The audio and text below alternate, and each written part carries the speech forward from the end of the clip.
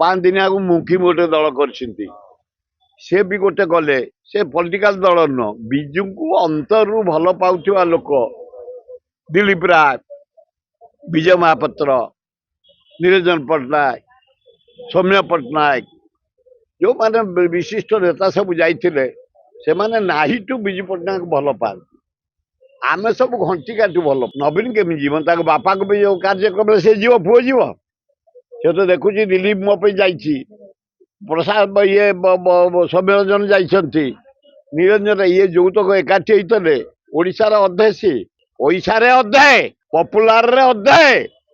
ଏବଂ ଶକ୍ତିରେ ମଧ୍ୟ ଅଧେ ଯୌତକ କାଲି ଏକାଠି ହେଇଥିଲେ